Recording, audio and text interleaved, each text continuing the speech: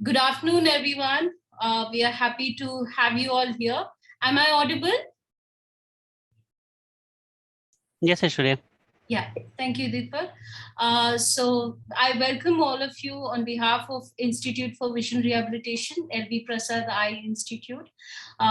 Today we are going to have a wonderful conversation with our guest today. His name is Divyanshu Ganatra. But before I welcome him, I would like to welcome Dr. Deepak Bagga to welcome the participants who are gathered here. Thank you. So good afternoon, everyone. I'm Deepak. I'm an optometrist at the Institute for Vision Rehabilitation. And recently in a conversation with one of my colleague, she mentioned, so when we were discussing about the developing a questionnaire about measuring the disability so that we can plan better rehabilitation. So there was an area where we were little concerned and we were thinking it through that whether it should be part of it or no. So that was related to leisure, sports and other things, because there is, I think in our thought or in our bias that uh, it's a challenging thing for a person with visual impairment. Like some of the patients and their family members, at times when they come, they are concerned whether that person can use a computer, can read small print, can manage academics and other things, because they are not familiar with the what are the possible solutions in terms of technology that people can access the information and continue with the academics and other things. But whereas this area is something when I was little hopeful that probably some possibility may be there, we probably need to explore about. And in my, I think 2 weeks back, one of my client, when I was talking to him, he said, yes, this is an area which is, I was missing. And it is a 27-year-old gentleman. He said, maybe you're not familiar with an organization based in Pune. So it is so they help us do the adventurous sport and other things also. So Adventure Beyond Barriers Foundation. Have you heard of this? I said, no, I have not heard of. Is there an organization like this? And he said, yes, it does exist.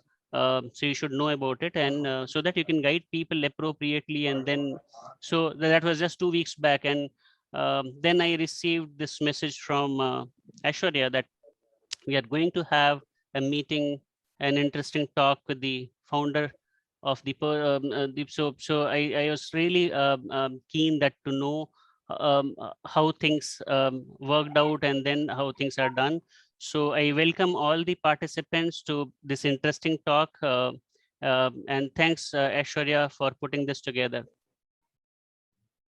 Thank you so much, Dr. Bagga. I'm excited to hear from Divyanshu.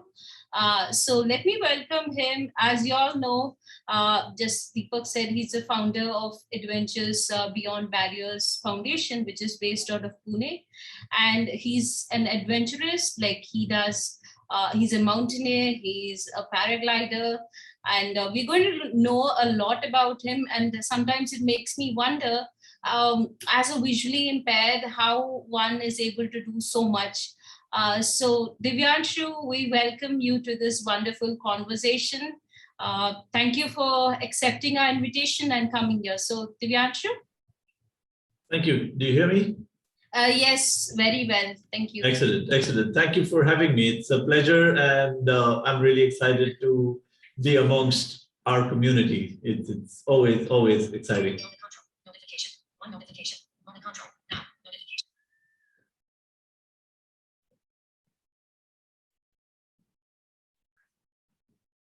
Do you hear me, Aishwarya? Divyanshu. Do you hear me? Yes, I can hear you. Excellent. So Divyanshu, how did your life begin? Like, can you bring us from the start? Like, Right. I read that glaucoma was the reason that you lost your vision. So could you please tell us about it? Like, how did you happen to lose your vision? Two things.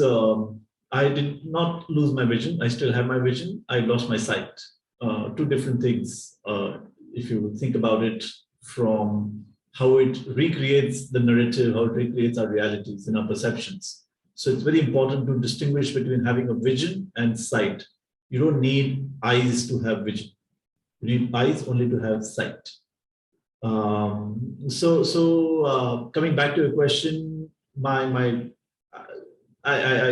had a pretty average or quote unquote below average life for the first 19 years of my life. I was non-disabled, I was sighted. And at 17, I was detected with glaucoma by chance. It was a very rare thing that happened because I had no symptoms, I had no complaints, just a very, very senior doctor happened to just check my eye for corrective lenses and followed his hunch. He literally had a hunch based on his years and years of experience. And he said, I believe we need to check this out. And then I went to some larger organizations, larger hospitals. And I was diagnosed with glaucoma. We didn't know the timeline of how long it will take, but I had a very, very progressive condition, which left me completely blind in about 2 years' time. So by 19, I was completely blind. And I continue to have no perceptual, no light perception at all. Okay. That must be devastating, right, Divyanshu? I mean, living 17 years of life with vision and then suddenly losing your vision, and then moving on, learning new things. How did you cope up with it? I definitely won't deny it's extremely traumatic. It's one of the top 7 stressors on the stress scale. And it was traumatic. I was angry, I was depressed, I was sad, I was bargaining, and why me and poor me, and all of that happened. All of that definitely happened. And it's cyclical. So to understand that when we lose somebody, like we lose a pet or we lose a loved one, the grief process that we go through is called finite grief, because we go through the grieving process, but then we also move on and we also are able to look at it neutrally, emotionally.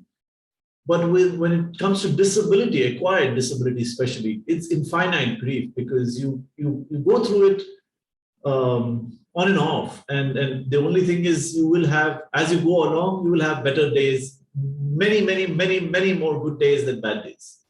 So to recognize it as infinite grief, to recognize that sometimes you still, even after 20 years, you may still feel bummed out once in a while, and that's okay. That's perfectly fine. That's part of the game. But what really helped me back then to get back on my feet was just changing my perception towards my blindness. Because just think about it. When I woke up blind, I put it at a number 10 on a 1 to 10 scale. I said, this is awful. This is catastrophic. This is the worst thing to happen to anybody. And I was feeling the same way. I was feeling awful. I was feeling catastrophic. Until I realized through conversations, reading, through all kinds of things, but I realized slowly that, hey, I could have woken up blind and deaf. And if I did woke up blind and deaf, then where would that be? That would be much worse, right? It would be a 20 or a 30. And I could have woken up blind, deaf, and mute. And that would have been 100. And I could have woken up blind, deaf, mute, unable to walk. And that would have been much worse. And is there a guarantee? Is there a certainty that all these things could not have happened? They do happen to people. I mean, if you've heard of Stephen Hawking, look at the man. The only thing that was functioning in his whole body was his brain. So I could have lost all of this, but did not. And if I put it back in perspective, where does blindness go down to? It goes down to less than 1. It's just a minor, insignificant hassle. Nothing more, nothing less. Because suddenly you realize that, hey, I can still walk, I can talk, I can sing, I can play music, I can climb trees, I can climb mountains, I can drive. People won't let me drive. That's another story. but that's, I can still do everything I choose to. And I couldn't come up with anything, literally anything that I couldn't do as a blind person that I could do as a sighted person. And that just shifted my perspective, that just shifted my emotion, that shifted the way I looked at things. Because suddenly I realized that, hey, the situation is still the same. I still continue to be blind, right? That hasn't changed.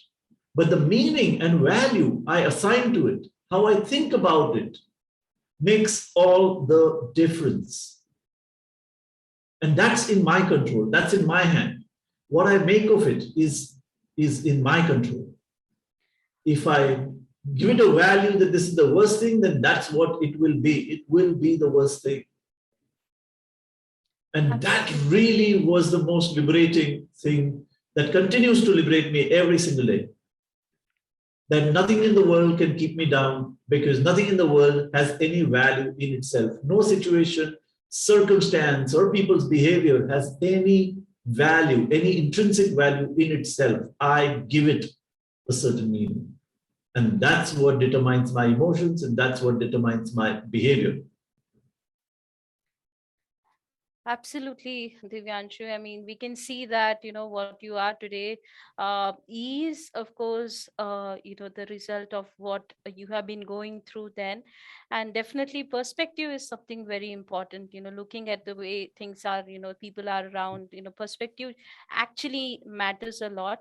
And how did, like I read that you went into IT professional, like in profession in the beginning. So how did that happen? So when I went blind, interestingly, I didn't know a single blind person. Neither did my family, neither did my friends. Nobody knew any blind person. We just knew blind people existed. And so I went to a premier rehab center, and I thought I will learn the ways of the blind and get rehabilitated. And I had the most awful experience there, the most awful. I couldn't even stick it out for an hour because it was bad, it was unkempt, it was smelly. We were treated, I met a lot of blind people, and we were being really treated badly. And I realized that, hey, I've only lost my sight, I've not lost my dignity. None of these people here have lost their dignity to be human and to be treated as a human.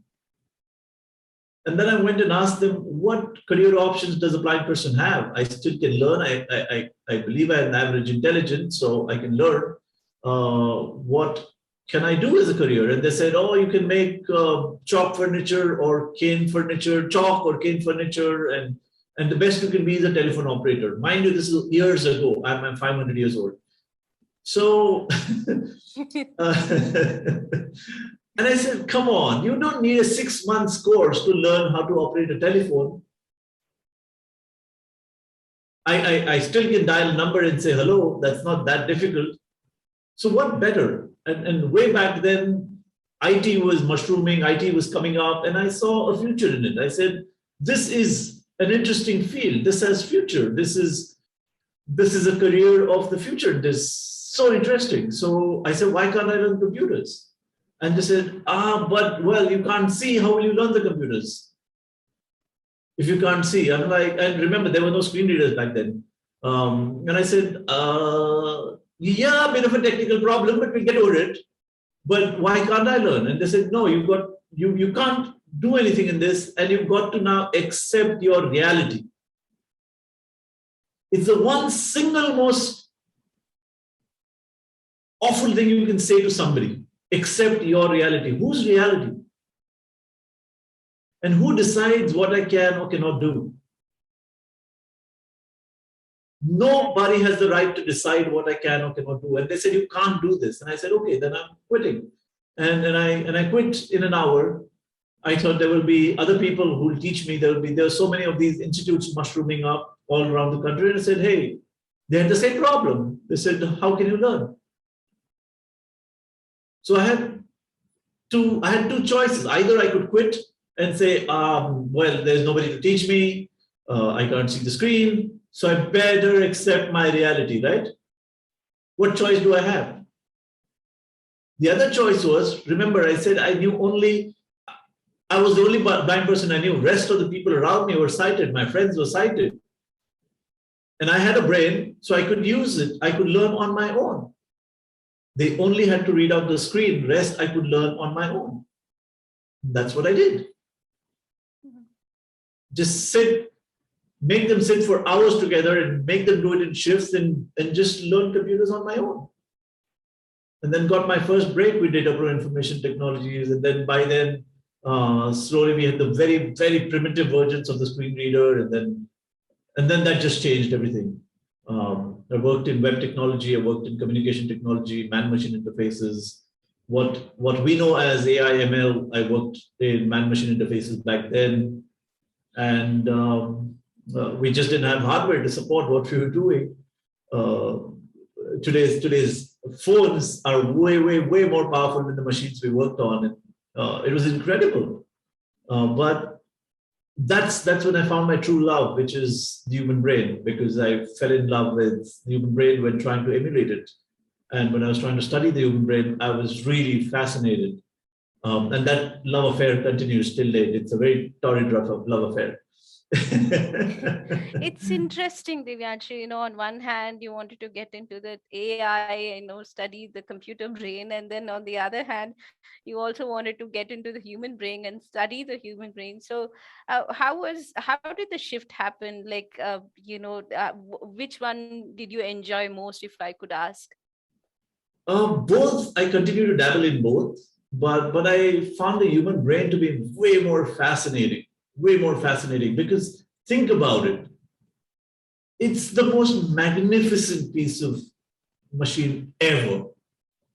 And I can never stop being awestruck by it.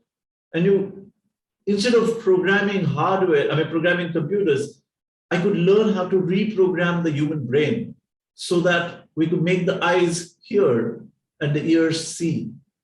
Sounds science fiction, right? But that's possible. It's called neuronal plasticity. And you can rewire the brain to do stuff that it's not meant to do, originally programmed to do. You can reprogram the brain. And that is so fascinating, right?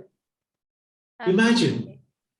and we only know about the brain as much as we know about the universe, which is barely anything. We're just about scratching the surface. Most of the stuff we still don't know. We just don't know.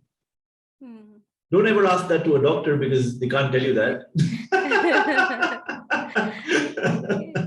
So I followed that up and I continue to be amazed at it every single day. There's so much to learn and so much to do. And yeah, how it works, it's natural. How about your family support through all this, Divyanshu? Like, it must have, they must have been devastated to know that you losing your vision and then seeing you struggle. So how is it for them, if you could share about it? I cannot put myself in their shoes, Aishwarya. I can never imagine myself in their shoes. It's the hardest thing to do. If the closest thing to me as a daughter is my niece, and she's as crazy as I am. So she's totally taken after me, and I do crazy stuff. But when she does half crazy stuff than me, I go like, you can't do that. That's dangerous. That's crazy. And she just rolls her eyes and she's like, you're going to tell me that?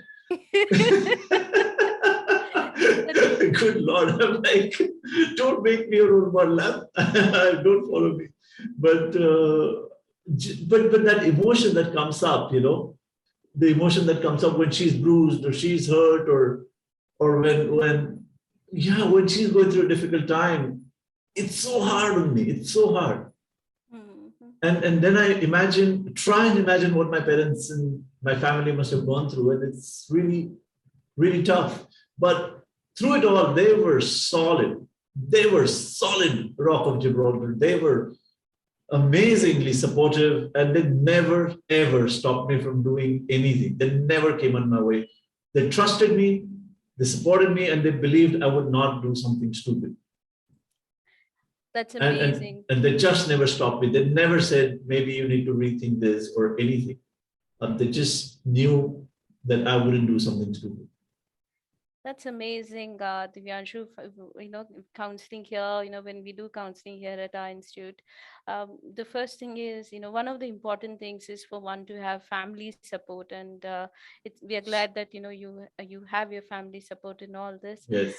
You had mentioned about the adventurous and the crazy stuff and all.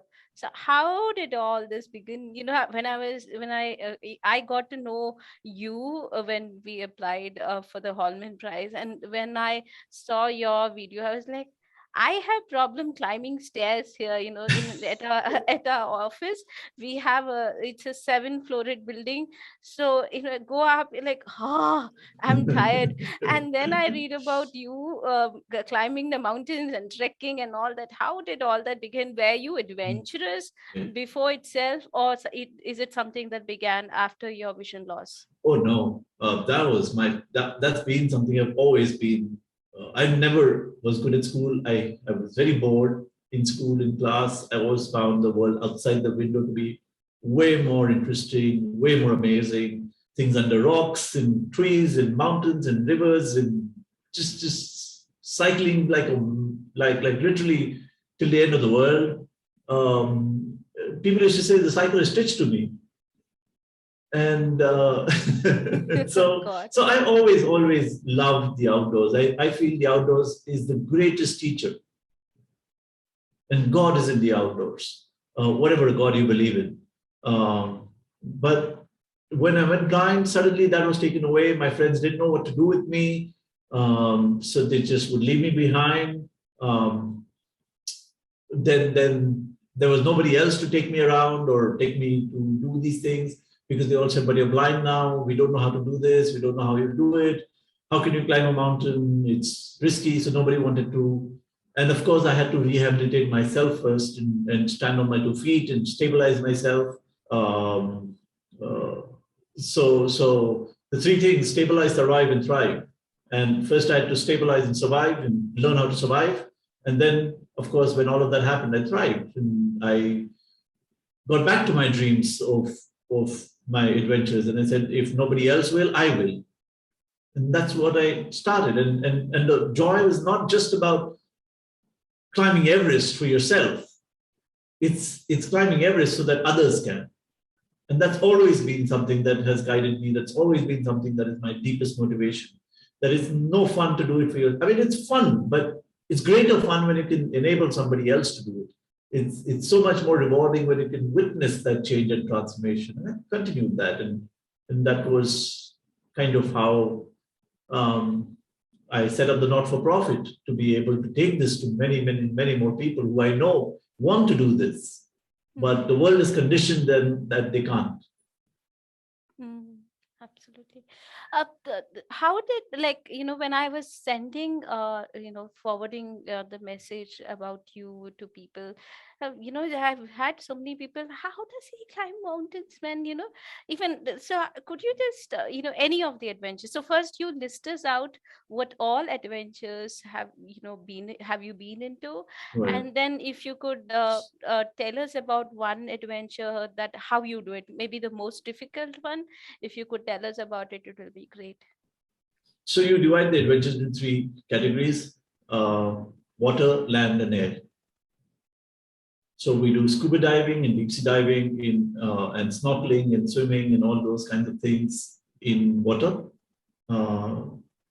Scuba diving is the most meditative for me. It's just beautiful because you're underwater, you're deep underwater, and it's just quiet. And you just slow yourself down. The slower you become. So I call it the laziest sport in the world. God. So there is an adventure sport for everybody. Like you said, right? I can't climb this Everest. That's okay. You can go down 40 feet instead. And the slower you breathe, I mean, the easier you are, the more you'll stay underwater. So that's a beautiful adventure. On land, we do a lot of treks and rock climbing and rappelling and high altitude climbing. We do high altitude cycling.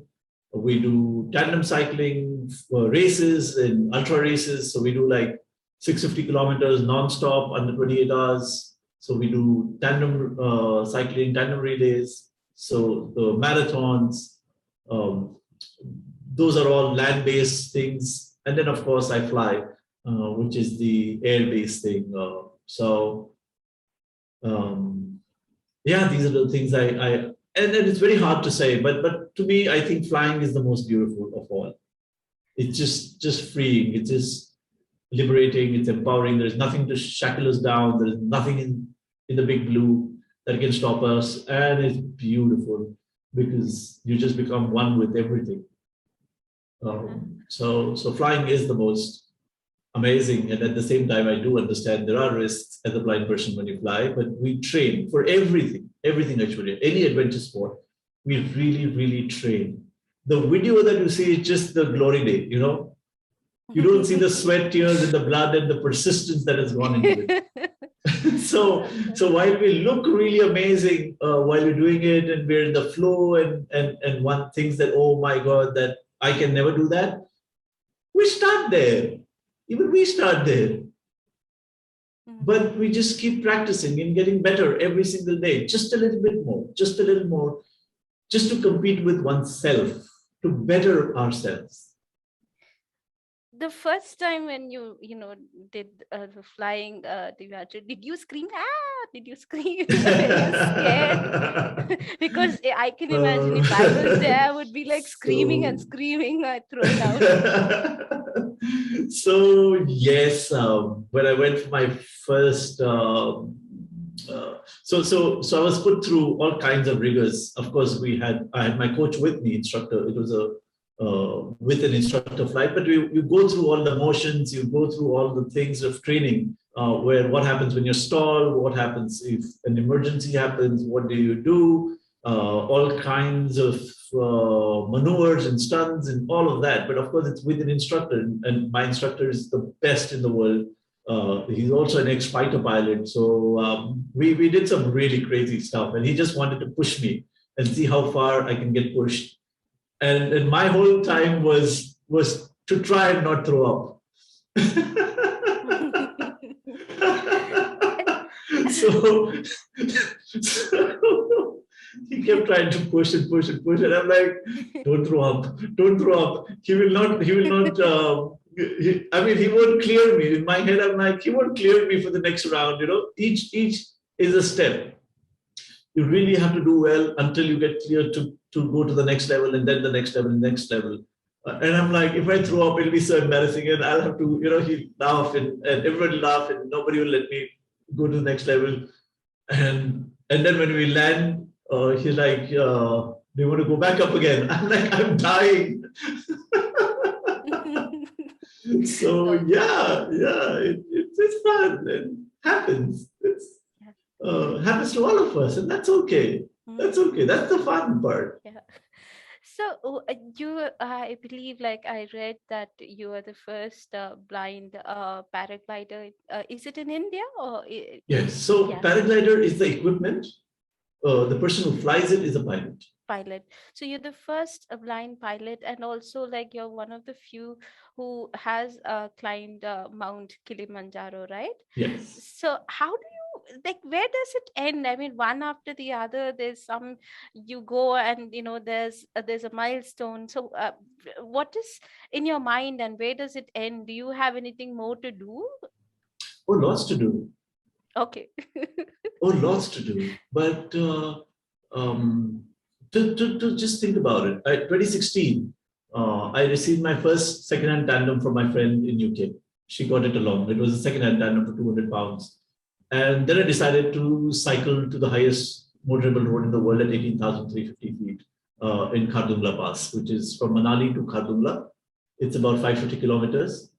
You have 5 mountain passes that are at very, very high up. The smallest pass is at 13,350, Rohtang Pass. It's one of the most extreme cycling adventures. And I signed up. I signed up because I'd never gone there. So I just didn't know what I was signing up for at that point in time. I didn't know how high those passes were.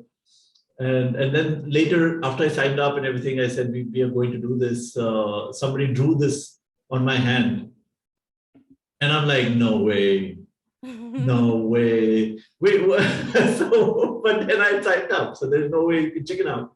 And we did manage. Everybody said it's impossible to do it in 9 days.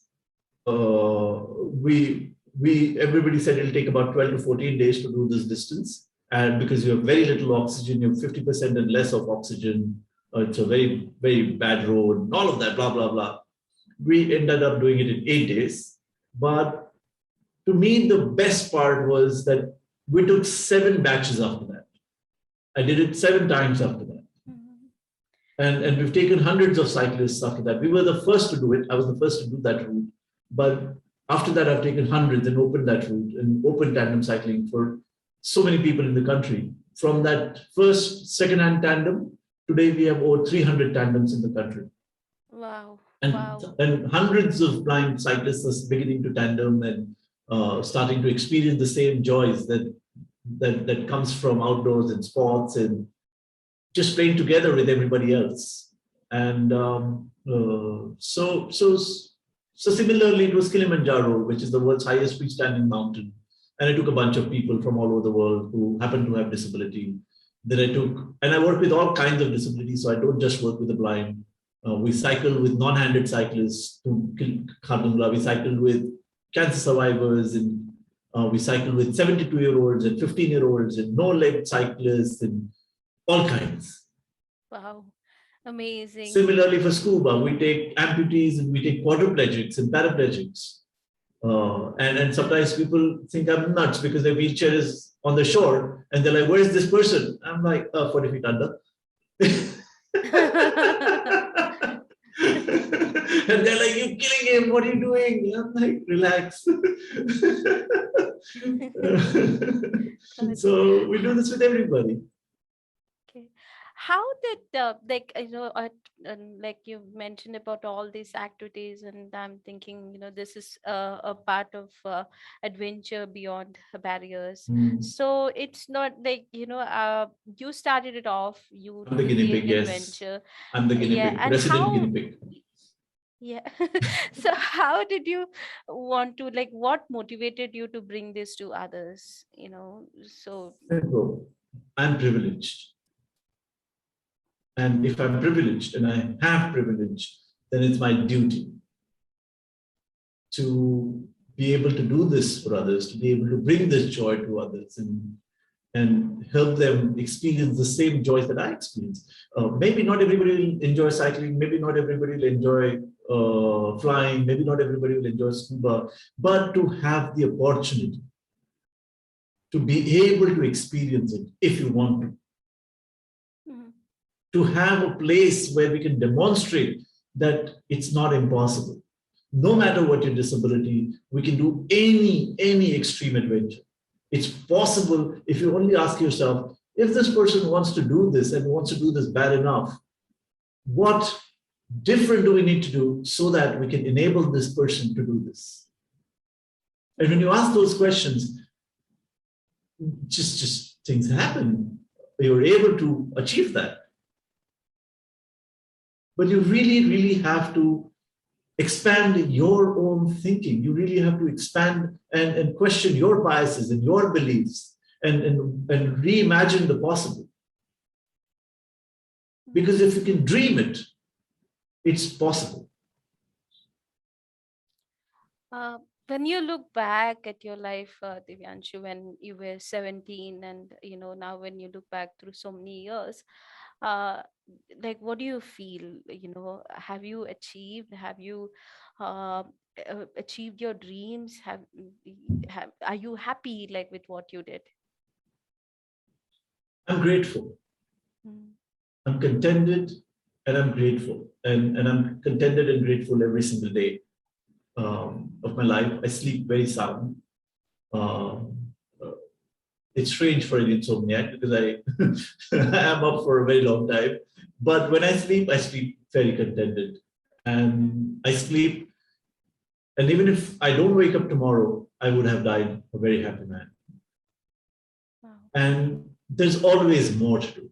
I don't rest on laurels. I don't rest on on achievements of the past. They're of the past. That's it. They're done. They're dusted. They're past. You don't live off that. You go do more things. You better yourself. You don't do it for the record. That's one thing. Don't ever come to me if you want to make a record. Record is just that, record of events. But if you want to better yourself, you want to challenge stereotypes, you want to challenge what's possible, I'm with you on that one. Mhm. And even if nobody's watching, are you still wanting to do it? Even if it will never go on Facebook. If you notice my social media, there's nothing there. I hate it. I never take pictures. I don't care. Because it's not for the world, it's for me. Mhm. So that's what keeps me going. Appreciate your humility, Divyanshu. That's, very few people are like that. And we are glad to, know that about your. And my next question to you is, Divyanshu, the participants here must be wondering if you have, which are the cities that you have had, this sports activities and all. And when are you going to get the activity in Hyderabad? We have done it in Hyderabad, by the way. We've done quite a few events in Hyderabad, in Delhi, Chandigarh, in north of India, down south in CMC Vellore. We've cycled from Mysore to Uti and back. We've done all kinds of things in different parts of the city, Bangalore, Chennai. So we've done it in different cities. But we are also now setting up India's first accessible outdoor adventure and development center near Pune. And hopefully we should be operational in about 6 months' time. The construction begins as I speak today.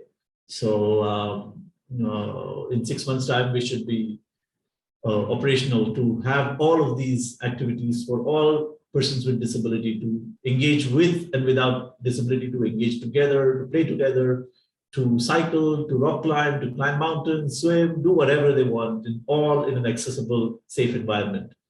So I'm hoping to have all of you there in 6 months' time. That's amazing. Good luck with that, Divyanshu.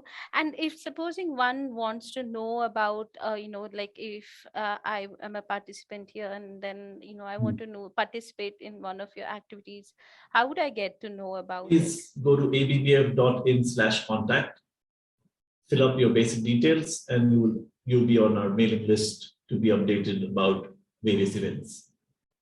Okay. Thanks for that. One question, Divyanshu, you have done so many adventures. Was there a time when you were scared, like, oh my God, did you ever feel like that? Like some adventure, something that happened in between? So one of the things to remember when you watch Extreme Adventures and all of that is that it's not that I'm devoid of fear. It's not that I don't have fear. It's just that we learn to manage our fear better. We make fear a friend so that it makes us cautious. Mhm. We train better. We don't leave anything for the last minute. We go into every detail and practice. And when we're done practicing, then again we practice and practice some more. Mhm. And it's just about learning to manage your emotions, managing your fear. Because if that fear turns into panic, then I'm in trouble. But otherwise, we're just able to keep that in check. It's there at the back of our head. It's there, we know. But it doesn't overrule us. It doesn't overpower us. Mhm. I have one more question to ask you, Divyanshu, before we let the participants ask you questions. So participants, get ready after this question.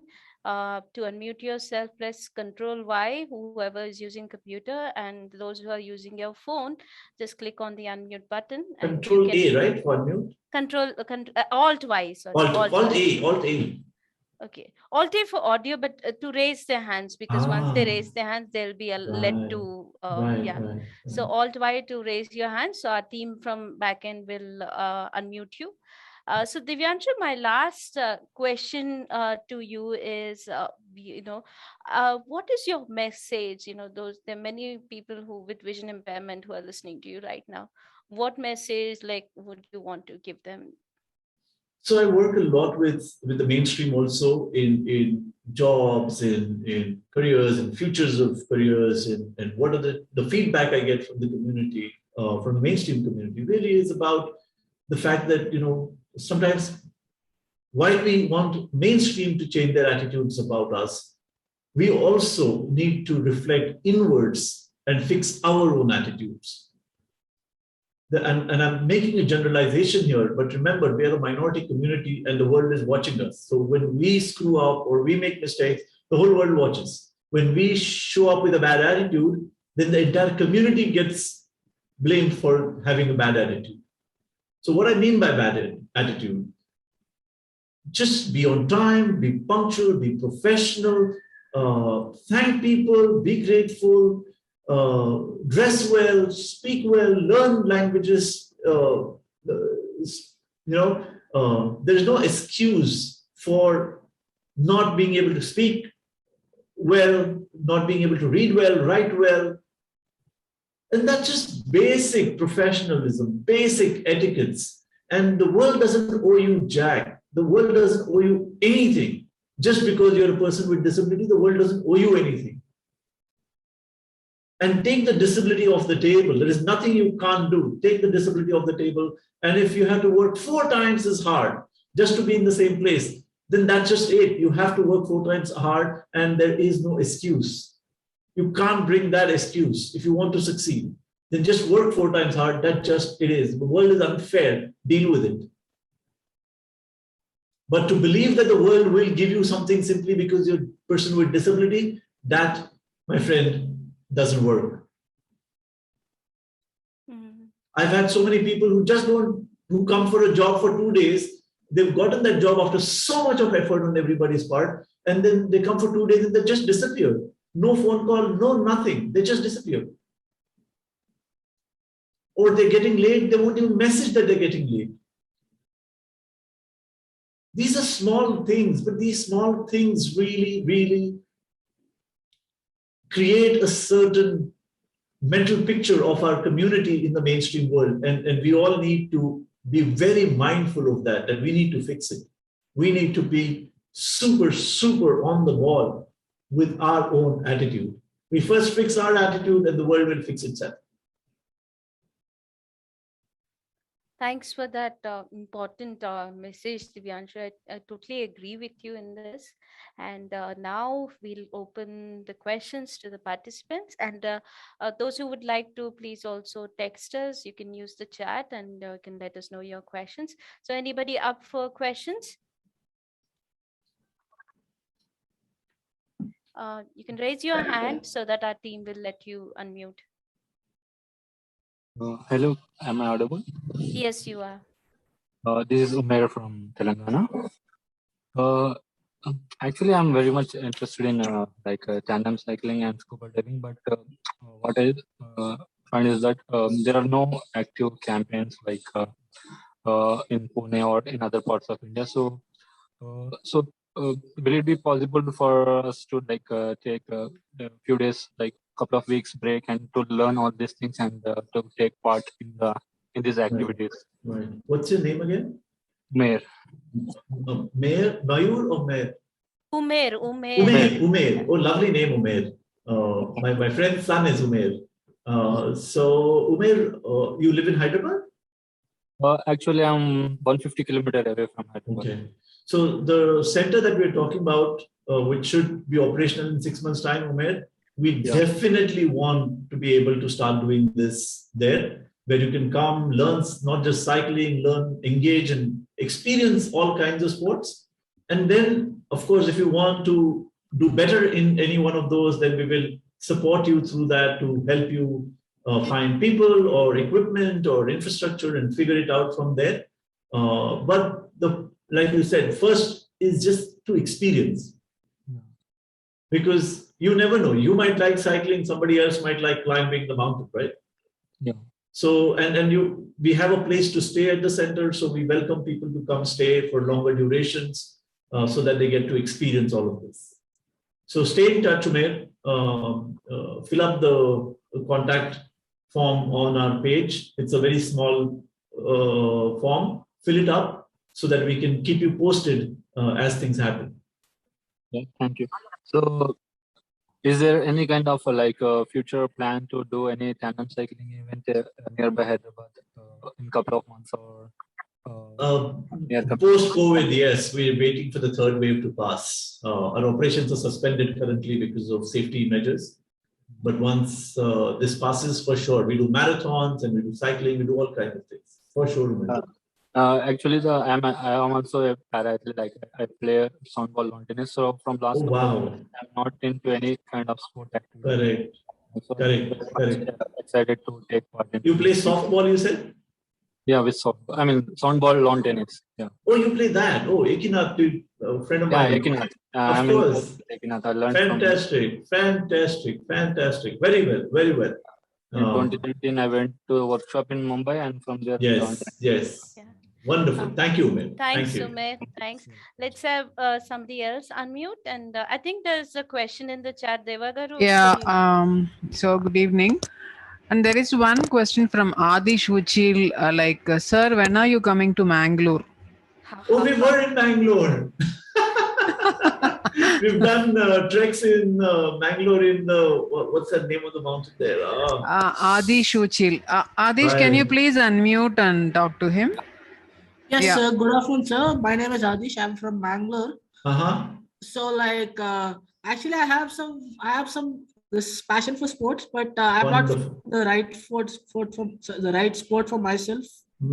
I used to like cycling in the apartment, but my parents are a bit scared of my vision, so I don't cycle alone myself. Right. So do you provide tandem cycles like? Unfortunately, we have to import them right now. They're expensive. But if you can afford to buy one for yourself, we can definitely train you and first come and experience it and then decide whether you want to buy one. Yes, sir. Do you have a center here?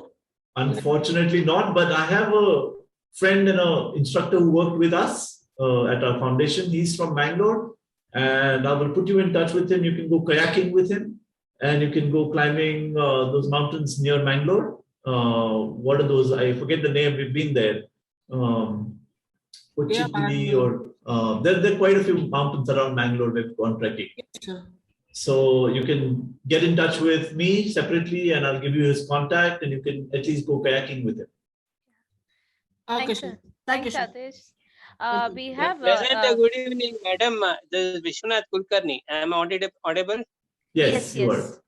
Yes, from Bangalore. As Adesh told, I am also very much interested in cycling and this mountaineering. Wonderful. Unfortunately, in Bangalore, I doesn't have the contact as such. In Bangalore? Yes, in Bangalore, sir. In Bangalore, he doesn't. Facility here. If I only had funds, my friend, if I had lots of money, we would start in every city. But sports and adventure sports in the country have very little funding. They just don't think that what will blind people do climbing mountains? Yes, they will. That is what the CSR. That is what CSR tells us. Correct. But what will they get? They can't see. And I'm like, have you been to towards the sports is very less in our country. Towards physically challenged persons. So I'm really trying hard to generate funds so we can have this in all the major cities. Inshallah, maybe one day we will. And maybe you can join us and create your own clubs in the city. Okay, we can do that. We probably can support some clubs. Like we support a club in Mumbai. So we have a ABBF club in Mumbai. And we've provided them with the infrastructure and then they run it on their own. And we need the guiders, sir, that is coaches at your end. Is it possible? That will be available. So there are some couple of questions in the chat box, Aishwarya, and there's one question from Yash. How to convince parents for all these sports activities as they don't want us to get hurt or they're overprotective? This happens even for people with sight. True. What is your answer? How you motivated your parents to go ahead? I've been very fortunate. Yeah, true. But here's what I can do. You can invite me to your rehab center, call all the parents and have them speak to me. Okay. or even better, we will take the parents to do these activities. Wow. Once they do it, they would know that it's not that bad. It's safe. We take all the safety precautions in mind, and we have all the safety protocols, and nothing's going to happen. I mean, at best, you might bruise yourself. That's not so bad, right? But when they experience that joy and they experience that even they can do it, my belief is that that's what changes their mindset. Get them to experience it. Don't show them any of my videos, otherwise they'll freak out. So, yeah, the same person asked you to provide the address and contact in the chat. Aishwarya will provide them with the website and they can contact. Yeah, there is one more question from, sorry to interrupt Aishu, one more question. No problem. Saurav Hedge, sir. Hi, sir. Can you elaborate on your psychologist journey? How did you become a psychologist? Wonderful question. That's another adventure because I was denied admission. They said, how can a blind person do science, apparatus, experiments, work with patients? So they said, no, we can't give you admission. Then I had to send them a legal notice and said, you can't deny me education. So whenever a big institution receives a legal notice, which denies me my constitutional rights, that's a very, very strong case. You cannot be denied of your constitutional rights. Please educate yourself about your rights. We have the RPDW Act. Please educate yourself on what are your rights. And I used my rights, my legal rights, to ensure I got admission.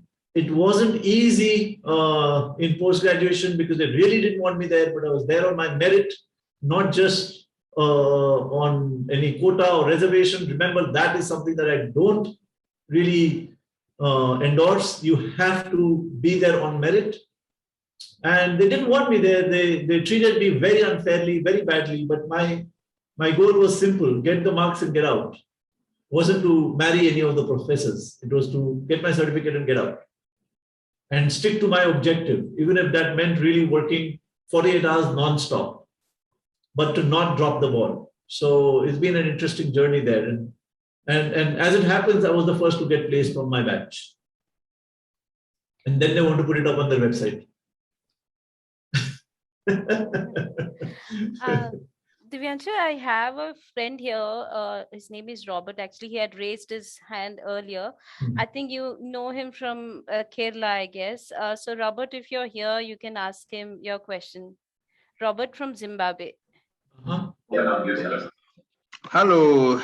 Hey. Sure, thank you.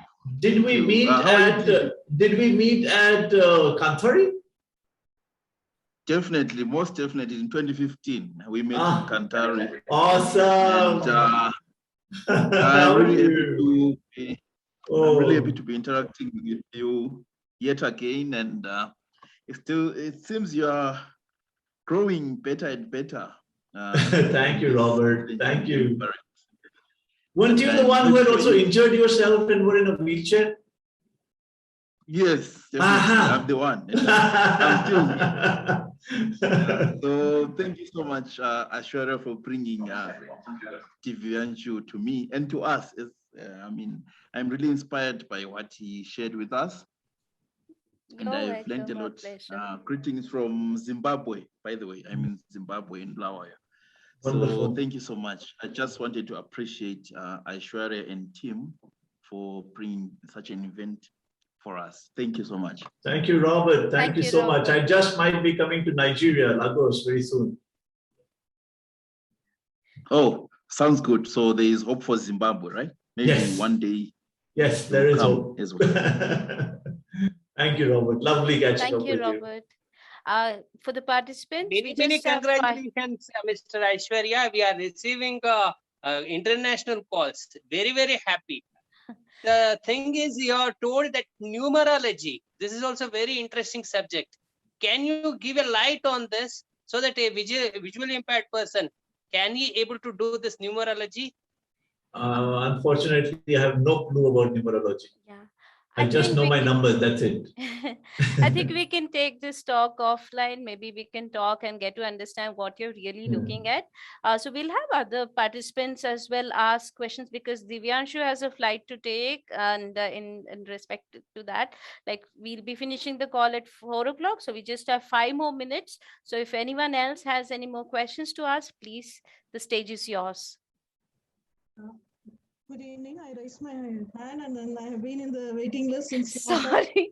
And Divyanshu, this is Dr. Beulah Christie, and she's the head of the Institute for Vision Rehabilitation. Thank you so much, Divyanshu. This is now really the way it is going on. Certainly an inspiring session by the way Aishwarya is questioning you and the way that you are responding.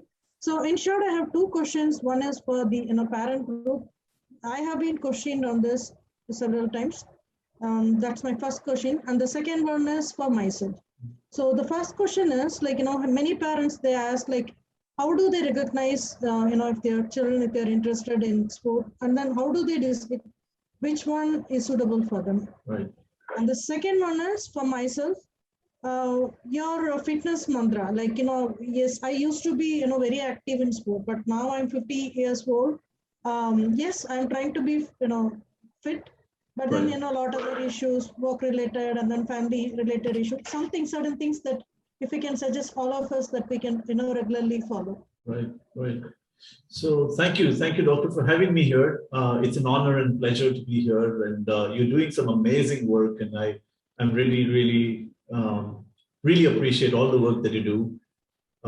So this is my privilege today evening. To answer your question, I really believe the best thing is exposure.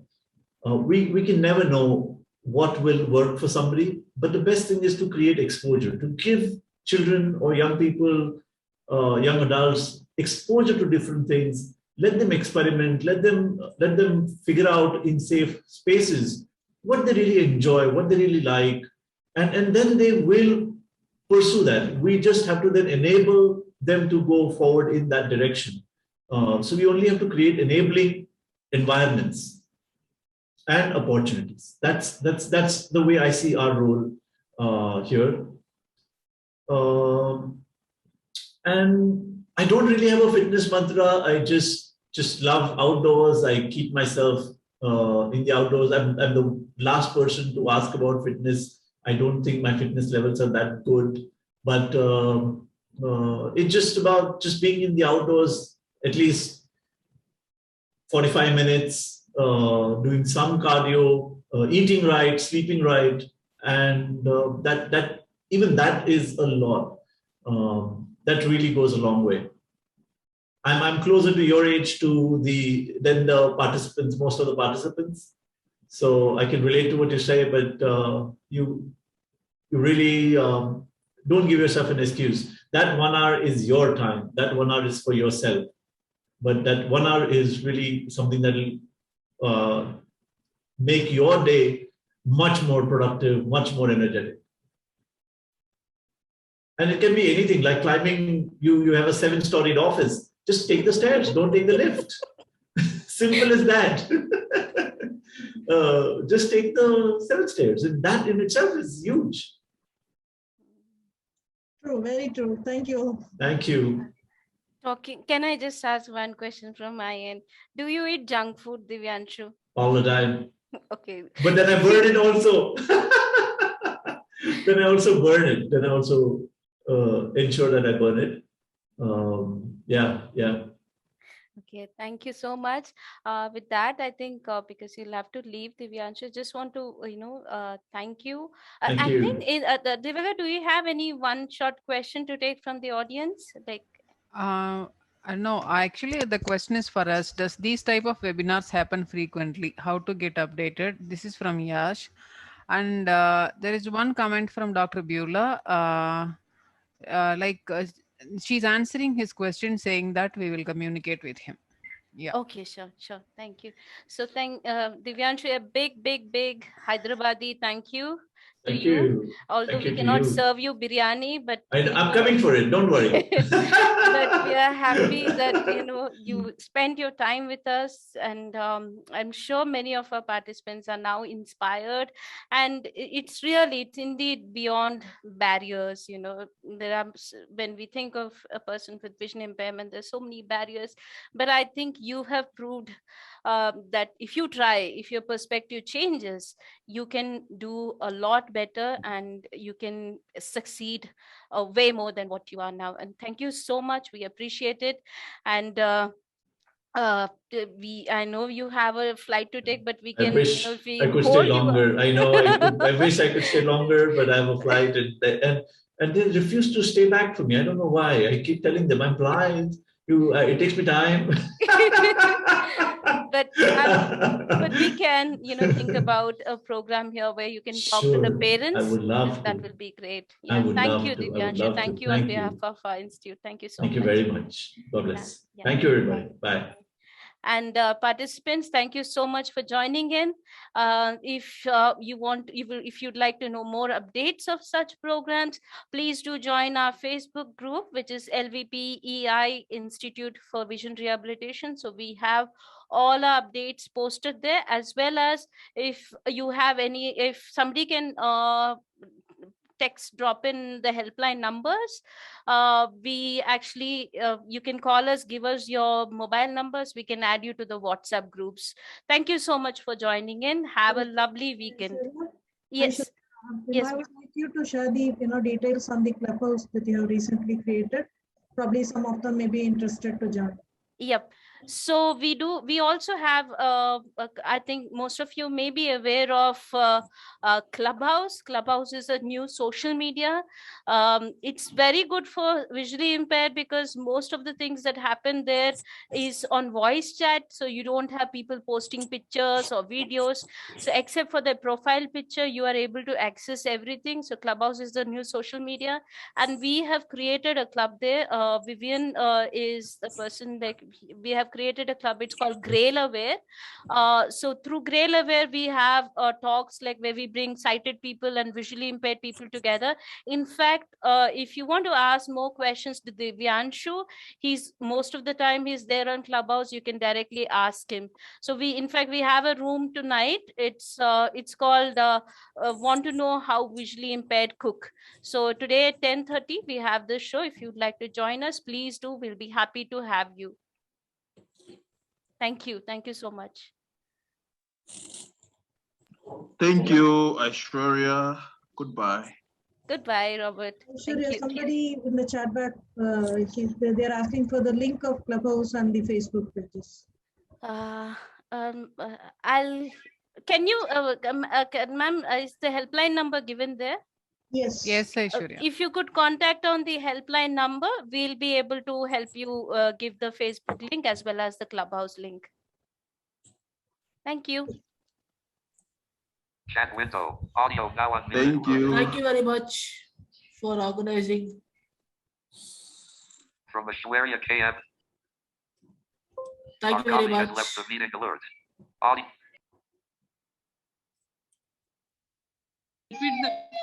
Sir, please repeat the helpline number, sir. What would be the helpline number? 040 040 68. 1 minute, I make a note of it. Yeah.